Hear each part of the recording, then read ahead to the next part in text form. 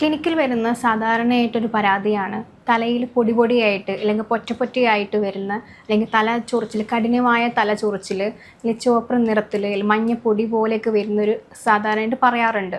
ഇത് ഡാൻഡ്രഫ് അല്ലെങ്കിൽ seborrheic dermatitis അല്ലെങ്കിൽ ഫംഗൽ ഇൻഫെക്ഷൻസ് പോലുള്ള സ്കാൽപ്പിലുള്ള കണ്ടീഷൻസ് ആണ്. ഞാൻ doctor Haripriya, consultant Medicare homeopathy clinic Vaniyambalam.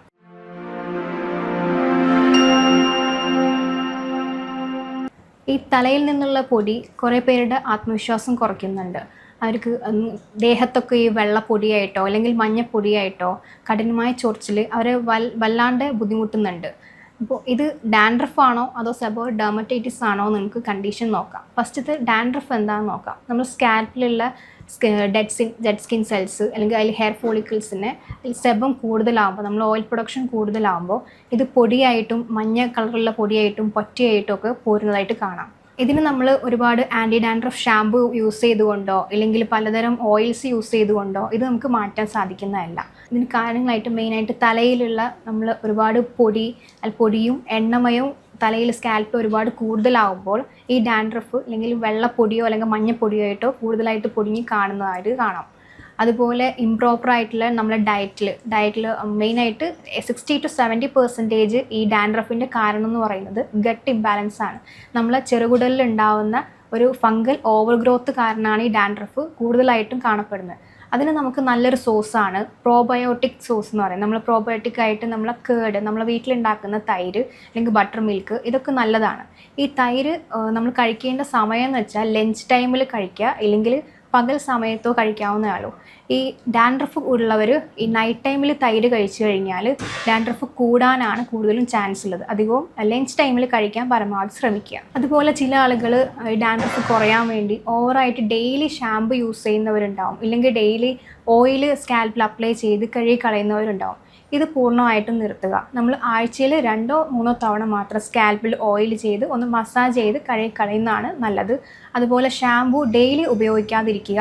നമ്മൾ ഷാമ്പു ഒരു വീക്ക്ലി 2 or 3 ടൈംസ് മാത്രം യൂസ് ചെയ്യുക. ഡെയിലി ഷാമ്പു യൂസ് ചെയ്യാതിരിക്കുന്നതാണ് ഈ ഡാൻഡ്രഫ് ഉള്ളവർക്ക് നല്ലത്. രണ്ടാമത്തെ കണ്ടീഷനാണ് സെബോറിക് ഡെർമറ്റൈറ്റിസ്. ഈ ഡാൻഡ്രഫ് അമിതമാകുമ്പോൾ, കൂടുതലാകുമ്പോൾ നമ്മൾ സ്കാൽപ്പിലെ സീവിയർ കണ്ടീഷനായിട്ട് വരുന്നതാണ് ഈ സെബോറിക് ഡെർമറ്റൈറ്റിസ്. ഇത് നമ്മൾ ഹെയറിൽ മാത്രമല്ല കാണപ്പെടുന്നത്, നമ്മൾ പിരികത്തിലും മീശയിലും താടിയിലും അതുപോലെ ദേഹത്തൊക്കെ ഇങ്ങനെ ചുവന്ന കുരുക്കളായിട്ടോ തലയിൽ കുരുക്കളായിട്ടോ ചെസ്റ്റിലും ബാക്കിലൊക്കെ ഈ കുരുക്കൾ വരുന്നത് ഈ ഡാൻഡ്രഫ് കൂടുതലാവുന്ന കോംപ്ലിക്കേഷൻസിലൊന്നാണ്. ഇതിൻ്റെ പ്രധാന കാരണങ്ങൾ എന്തൊക്കെയാണെന്ന് നോക്കാം. ഫസ്റ്റ് മലാസീസിയ ഫംഗസ് എന്ന ഇത് നമ്മളെ സ്കാൽപ്പിൽ നോർമലായിട്ടുള്ള ഒരു ഫംഗസ് ആണ്. ഇത് നമ്മളെ എണ്ണ തലയിൽ അമിതമാകുമ്പോഴാണ് ഈ ഡാൻഡ്രഫ് കൂടുതലായിട്ട് കാണപ്പെടുന്നത്.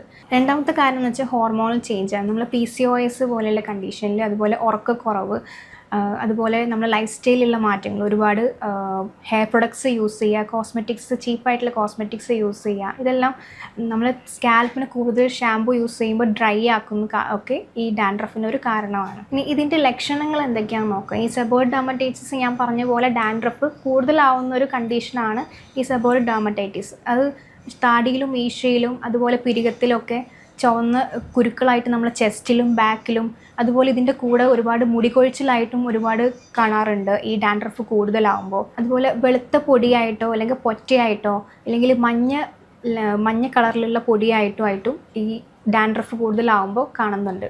അതുപോലെ കഠിനമായ ചൊറിച്ചിലും ഇതിൻ്റെ ഒരു ലക്ഷണമാണ്.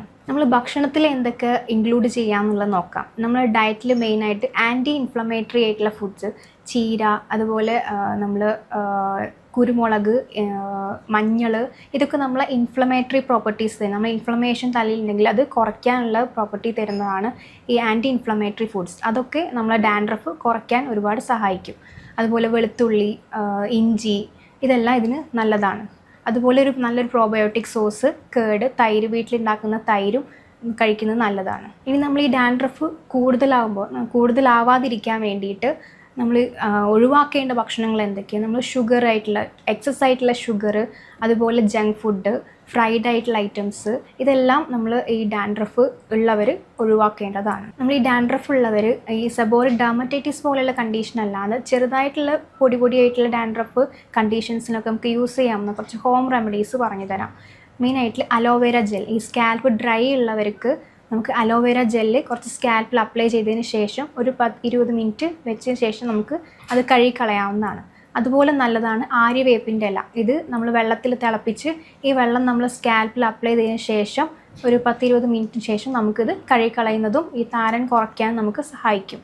അതുപോലെ നമ്മൾ വീക്ക്ലി ഒരു 2 തവണ മാത്രം ഓയിൽ യൂസ് ചെയ്ത് സ്കാൽപ്പിൽ മസാജ് ചെയ്തതിന് ശേഷം ഒരു ഓയിൽ തേക്കുന്നതിന് മുമ്പ് നമുക്കൊന്ന് ഇളം ചൂടാക്കിയതിന് ശേഷം നമുക്ക് ഓയിൽ തലയിൽ സ്കാൽപ്പിൽ അപ്ലൈ ചെയ്യാം, എന്നിട്ട് കഴുകിക്കളയാവുന്നതാണ്. ഇതെല്ലാം നമുക്ക് വീട്ടിൽ തന്നെ ചെയ്യാൻ പറ്റുന്ന കാര്യങ്ങളാണ്.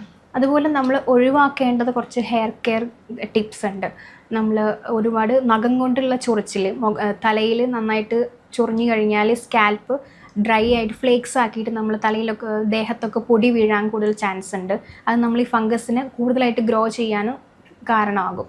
അതുപോലെ നമ്മളിപ്പോൾ കോമ്പ് യൂസ് ചെയ്യുന്നുണ്ടെങ്കിൽ അത് നമ്മൾ ഹെയർ വാഷ് ചെയ്തതിന് ശേഷം നമ്മൾ ചൂടുവെള്ളത്തിൽ കഴുകിയതിന് വേണം രണ്ടാമത് യൂസ് ചെയ്യാൻ.